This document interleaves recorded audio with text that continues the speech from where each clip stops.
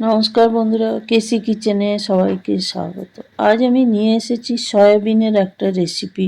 এই ধরনের সয়াবিনের রেসিপি বানালে কিন্তু মাছ মাংসও ফেল হয়ে যায়। আর এটা যত তাড়াতাড়ি হয় তত খেতেও ভীষণ টেস্টি লাগে। চলো দেখে নিই আমি কিভাবে বানাচ্ছি।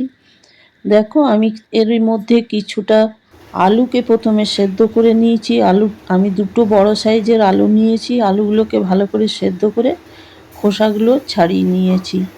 খোসাগুলো ছাড়িয়ে নেবার পরে দেখো, আমি একটা ডেকচি চড়িয়েছি। ডেকচিটার জলটা আমার গরম হয়ে গেছে। তারপর আমি 1 চামচ নুন দিয়ে দিলাম। নুন দিয়ে দেওয়ার পরে দেখো কিছুটা আমি সয়া নিউট্রিলা দিয়েছি। তোমরা নিউট্রিলাটা কম বেশি করে নিতে পারো। আমার যতটা দরকার আমি ততটাই দিয়েছি।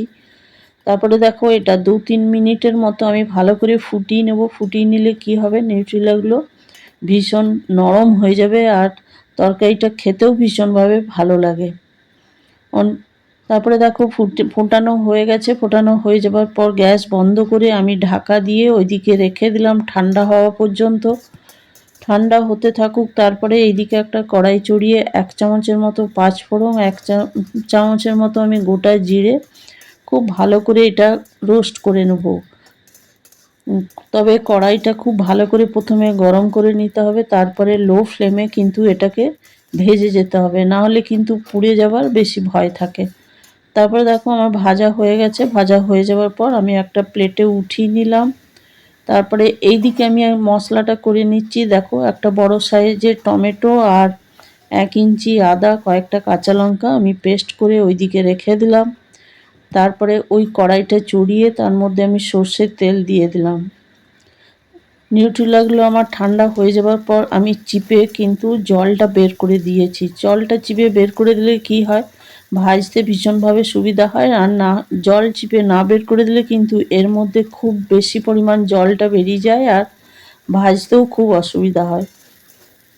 তারপরে দেখো, ভাজতে ভাজতে আমি ওর মধ্যে 1 চামচের মতো হলুদ দিয়ে দিলাম।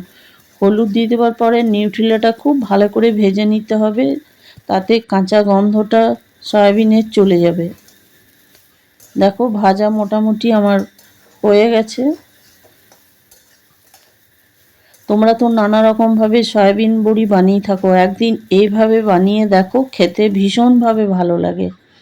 তারপরে দেখো, এটা ভাজা হয়ে গেছে। ভাজা হয়ে যাওয়ার পর আমি একটা প্লেটের মধ্যে উঠিয়ে নিলাম। তারপরে ওই কড়াইয়ের মধ্যেই আমি তেল দিয়ে দিলাম। সর্ষের তেল দিয়ে 1 চামচ গোটা জিরে, একটা লঙ্কা, একটা এলাচ, 1 ইঞ্চি দারচিনি আমি ফোড়ন দিয়ে দিলাম। ফোড়ন দিয়ে দেওয়ার পরে ওইদিকে যে দেখো টমেটোর যে মশলাটা আমি করে রেখেছি, টমেটো, আদা বা কাঁচা লঙ্কা, সেই মশলাটা আমি তেলটার মধ্যে দিয়ে দেবো। দিয়ে দেওয়ার পরে খুব ভালো করে এটাকে আমি একটু ভেজে নেব প্রথমে। আর এই ধরনের নিরামিষ সয়াবিনের তরকারি তোমরা যে কোনো দিন নিরামিষ দিনে বানিয়ে নিতে পারো।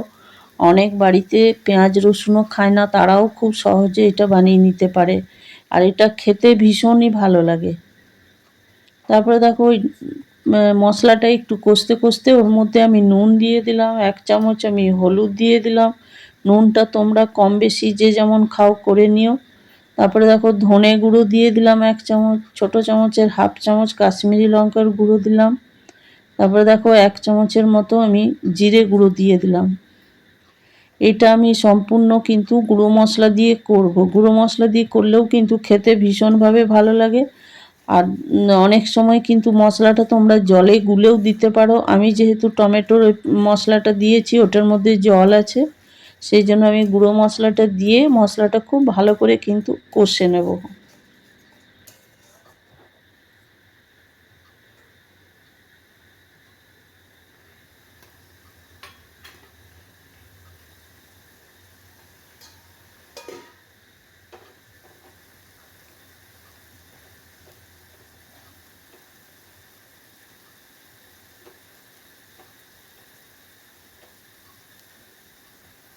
এটা কিন্তু লো টু মিডিয়াম আছে, মশলাটাকে কিন্তু কষে যেতে হবে। দেখো, মশলাটা আমার মোটামুটি কষা হয়ে এসেছে। দেখো, আমি ভালো করে নেড়ে দিচ্ছি। এটা প্রায় 3-4 মিনিট ধরে মশলাটা আমি কষে নিলাম, জল দিয়ে দিয়ে কষে নিচ্ছি।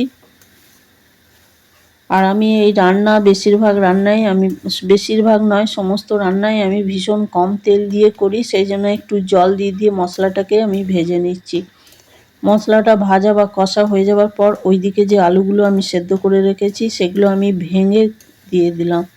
দিয়ে দেওয়ার পরে আলুটা মশলার সাথে প্রায় 2 মিনিটের মতো খুব ভালো করে আমি কষে নেব। ওরই মধ্যে দেখো আলুগুলো একটু ভাঙা ভাঙা আরও করে দিচ্ছি আমি।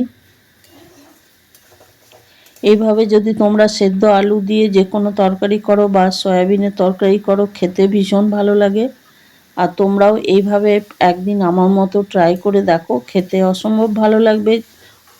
বাচ্চারা তো মোটামুটি সয়াবিন অনেক বাড়িতে খেতে চায় না, তারাও কিন্তু খুব ভালো করে এটা খেয়ে নেবে।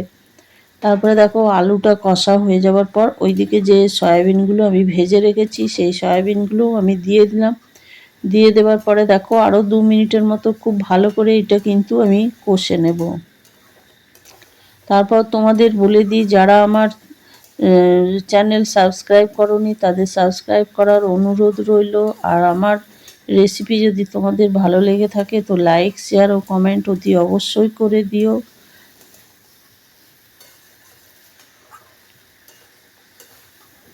দেখো এটা সমানে কিন্তু খুব ভালো করে লো টু মিডিয়াম আছে এটাকে কষিয়ে নিতে হবে আরও ভালো করে, তাহলে কিন্তু নিরামিষ তরকারি একদম মাছ মাংসের স্বাদ পাওয়া যাবে এটার মধ্যে।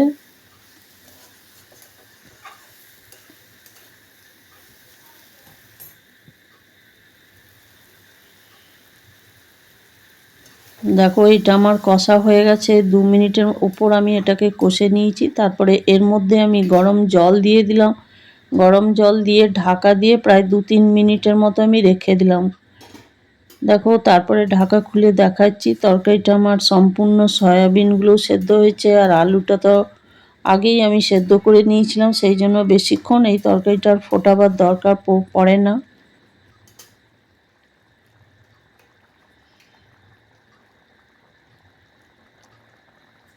এইবার দেখো তরকারিটা আমার হয়ে গেছে। হয়ে যে নামাবার ঠিক আগে আমি ওইদিকে যে ভাজা মশলাটা করে রেখেছি সেই ভাজা মশলাটা আমি ওপরে ছড়িয়ে দিলাম। ছড়িয়ে দেওয়ার পরে দেখো বেশ খানিকক্ষণ একটু নেড়ে ছেড়ে নেব। তারপরে আমি ওই তরকারিটার মধ্যে কিছুটা কসুরি মেথি আমি দিয়ে দিলাম। তোমরা চাইলে কিন্তু এটা ধনেপাতাও দিতে পারো, আমি ধনেপাতাও দিয়ে থাকি, আজকে কিন্তু আমি কসুরি মেথি দিয়েই করলাম। তারপরে দেখো গ্যাসটা বন্ধ করে ঢাকা দিয়ে স্ট্যান্ডিং টাইমে আমি 5-7 মিনিটের মতো রেখে দিয়েছিলাম। তারপরে দেখো ঢাকা খুলে দেখাচ্ছি কত সুন্দর হয়েছে আমার তরকারিটা, আর খেতেও দুর্দান্ত হয়েছিল, সেই জন্যই আমি তোমাদের সাথে এটা শেয়ার করলাম। তোমরাও ভালো থেকো, সুস্থ থেকো। ফিরে আসছি পরের কোনো রেসিপি নিয়ে। ধন্যবাদ।